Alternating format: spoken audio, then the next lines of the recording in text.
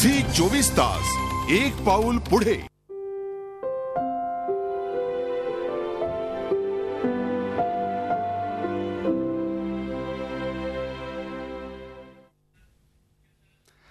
नैराश्याचा नेमका जन्म कसा होतो, त्याच्या काही खुणा असतात का, त्या पाऊल खुणा नेमक्या आपल्याला पाहता येतात का, बघूया झिया खान हिचा शेवटचा ट्विटर काय होता. सॉरी, काही काळ जरा ट्विटर पासून लांब गेले होते. ट्विटरवरून काही काळ ब्रेक घेतला होता. काही वेळा तुम्हाला अशा पद्धतीनं ब्रेक घेणं गरजेचं असतं. सॉरी.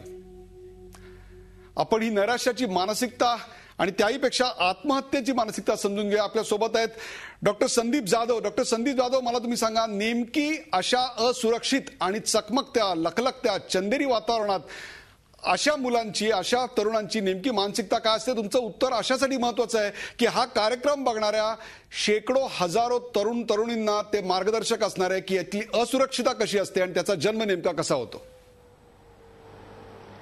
सर्वात प्रथम जेव्हा सेलिब्रिटीमध्ये वर्ल्ड हेल्थ ऑर्गनायझेशनच्या ची अपेक्षा अशी आहे की 2020 पर्यंत नैराश्य आणि depression will be second largest morbidity. जे रोगाच्या लिस्टमध्ये डिप्रेशन हा 2 नंबरला असणार आहे. आता जेव्हा एखाद्या सेलिब्रिटीच्या बाबतीत असं घडतं तेव्हा त्या बाबतीत खूपच ग्लॅमर असतं, त्याच्यामुळे डिस्कशन्स वाढतात. आता आपण त्या संदर्भानेच विचार करूया. आता हा बॉलिवूड इंडस्ट्री जी आहे ही खूप मोठी वाढलेली आहे. तिथे प्रचंड संधी आहेत, ती खूप तिथे ग्लॅमर आहे, त्याच्यामुळे अट्रॅक्शन्स जास्ती आहेत आणि संधी जास्ती असल्यामुळे बरीच लोक तिथे अट्रॅक्ट होतात. परंतु तिथे अट्रॅक्ट झाल्याच्या नंतर ते जेव्हा त्याच्याशी संघर्ष करायला लागतात आणि जेव्हा त्या एक स्टेजवरती त्यांच्या लक्षात येतं की यश येणं हे खूप लांब आहे, खूप डिफिकल्ट आहे किंवा त्याच्यामध्ये बरेच फॅक्टर्स इम्पॉर्टंट आहेत आणि अशा वेळेस जेव्हा ते करू शकत नाहीत, यशापेक्षा ते जेव्हा लांब राहतात तेव्हा कधी कधी ते एन्ट्रॅपमेंट वाटू शकते त्यांना, की त्यांना असं वाटतं की हे आता मला यश शक्यच नाही मिळणं, मी याच्यातनं बाहेर पडणं शक्यच नाही आणि मी ज्या बॅकग्राऊंडवरनं इथे आलो आहे, ज्या बॅकग्राऊंडवरनं मी इथे यशस्वी होऊन दाखवणार होतो, आता ते शक्य नसल्यामुळे माझी समाजामध्ये काय स्टेज असणार आहे ती कल्पना नाही, मी घरी कुठच्या तोंडाने जाऊ, असे अनेक समाजात तोंड काय दाखवू असंही त्यांना वाटत असेल. हे अनेक फॅक्टर्सपैकी हा एक फॅक्टर आहे.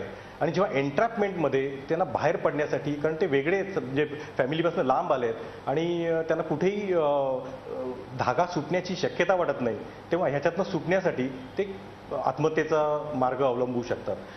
दुसरी गोष्ट म्हणजे त्यांची प्री मॉर्बिड पर्सनॅलिटी, इथे हे ह्या मार्गाकडे जाणारे, ह्या प्रोफेशनकडे जाणारे, त्यांची मानसिकता पण वेगळी असते इतरांपेक्षा. याच्यामध्ये बऱ्याच वेळेला त्यांच्या मूडमध्ये स्विंग्स असण्याची शक्यता असते. ह्या अशा कलाकारांमध्ये हे कलाकार एक इमोशनल बेसिसवरती बऱ्याच वेळेला काम करत असतात. त्याच्यानंतर हे जे मूड स्विंग्स असतात तेव्हा कधी कधी एका मूडच्या उच्च स्तरावरती, म्हणजे जेव्हा मूड जेव्हा चांगला असतो तेव्हा ते खूप काही गाजवू शकतात, ते भूमिका निभावून घेऊ शकतात, ते भूमिका गाजवू शकतात आणि त्याच्यानंतरचा जो फेज येतो तो कधी कधी स्विचिंगमध्ये डिप्रेशनचा फेज येतो. या अशा फेजमध्ये कधी कधी म्हणजे हाय आणि लो अशा दोन्ही प्रकारच्या, डॉक्टर, हाय आणि लो अशा दोन्ही प्रकारच्या फेजेस असतात. त्यातल्या एक फेज मध्येच अशा प्रकारचं कृत्य घडतं की ज्याच्यातनं असं पाऊल उचललं जातं. आज जे यशस्वी आहेत त्यांच्या आयुष्यात कधी आत्महत्येचा विचार आला होता का? हाच प्रश्न आम्ही विचारला. आज ज्या चकचकत्या, चमकत्या तारकांना आपण रोज पाहत असतो त्यांच्या आयुष्यात आत्महत्या आली होती का?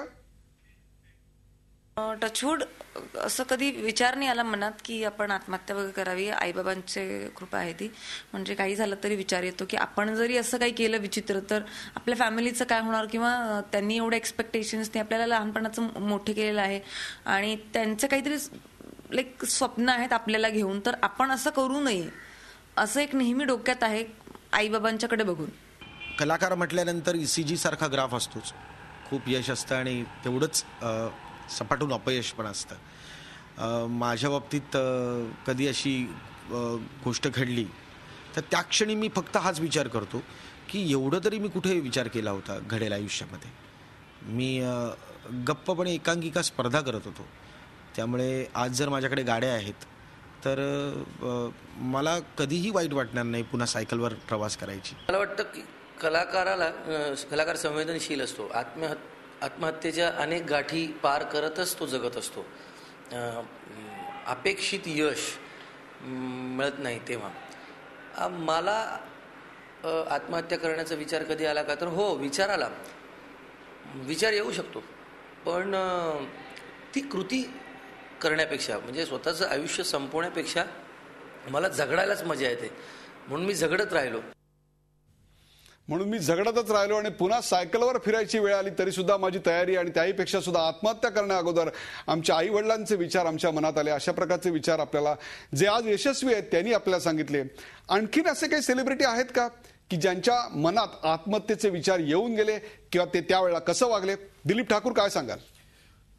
मी आत्महत्येबद्दल काय, कसं आहे, प्रत्येक कलाकाराची जी मनोभूमिका आहे किंवा जी मानसिकता आहे तो वेगवेगळ्या संघर्षातून जात असतो. आता आपण जे आपल्याला माहिती आहे त्या लोकांबद्दल चर्चा करतो, परंतु इथे असे अनेक असंख्य चेहरे आहेत की ज्यांची नावच झालेली नाही आहेत. कित्येकदा असं होतं की चित्रपटाचा मुहूर्त होतो आणि मुहूर्ताच्या दिवशी चित्रपट बंद पडतो. तर अशा चित्रपटातील जे नवे चेहरे असतात ते कुठे जातात, काय करतात, याचा कधीही कोणीही हिशोब ठेवलेला नाहीये. म्हणजे अशा असंख्य लोक आहेत की एका चित्रपटातून सुद्धा बाद होतात. मग अशांचं काय? बरोबर आहे. अशांचं काय की मग ह्यांचा शोध कोण घेणार? आणि आता आपण जिया खानच्या आत्महत्येच्या निमित्ताने हा सगळा पसारा मांडलाय किंवा आपण हा शोध घेतोय. परंतु मला असं वाटतं की ज्या वेळेला अभिनय प्रशिक्षण संस्था आहेत ठिकठिकाणी की कलाकार म्हणून कसं तुम्ही घडावं, जगावं किंवा या क्षेत्रात यावं, त्यावेळेला मला असं वाटतं की अपयश कसं पचवावं हे देखील शिकवायची अत्यंत गरज आहे. अपयश कसं पचवावं हे सुद्धा शिकवायची गरज आहे. अत्यंत मौलिक विचार आता दिलीप ठाकूर यांनी मांडलेला आहे. आत्ताचे जे स्ट्रगल आहेत ते त्यांच्या आयुष्यातला अपयशाला कसं पचवायला शिकलेत, पाहूया त्यांच्यातल्या काही लोकांचे विचार. नैराश्य आल्यानंतर आपल्याला आपल्या अगोदरची जी कामं असतात किंवा अगोदरचं जे आपलं एक ऑडियन्स असतं ना, ते आपल्याला खूप काम करतं तुम्हाला या नैराश्यातून बाहेर काढण्याचं. आपले काही शोज असतात, आपले काही प्रयोग असतात, आपल्या काही खास आठवणी असतात ज्याच्यात आपण सक्सेसफुल झालेलो असतो. काही ठिकाणी आपल्याला प्राइजेस मिळालेले असतात. ते क्षण आठवायचे, स्वतःला पुशअप करायचं की नाही, तू करेक्ट वेने चाललायस. आणि एकदा आपण वे निवडला ना, आपलं डेस्टिनी आपल्या जवळ असतं, काय फार लांब नसतं. त्या वेने फक्त ट्रॅव्हल करत राहायचं. नैराश्य आलं पण त्याच्याकडे कधीच मी लक्ष दिलं नाही किंवा त्या नैराश्य पोटी जाऊन कधीच मागे हटलो नाही. मिळेल, काम मिळेल म्हणून मी आपली आशा धरून राहिलो आणि मिळेल, कधी ना कधी मिळेल.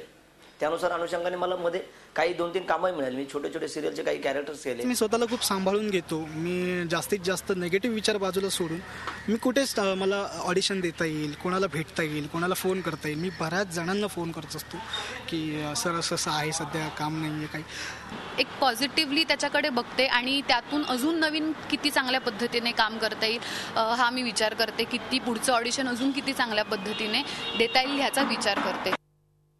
जे आज स्ट्रगल करतायत ते आपल्या आयुष्यातल्या नैराश्याशी, जे जिया खानच्या आयुष्यात होतं तेच नैराश्य यांच्याही वाट्याला आहे, परंतु ते त्या नैराश्याशी कसे झगडतायत याचाही लेखाजोखा आम्ही आपल्यासोबत मांडला.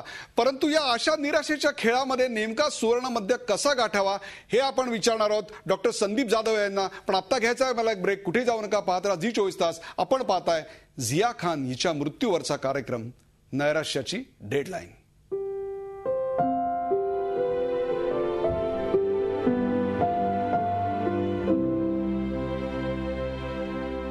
झी 24 तास, एक पाऊल पुढे.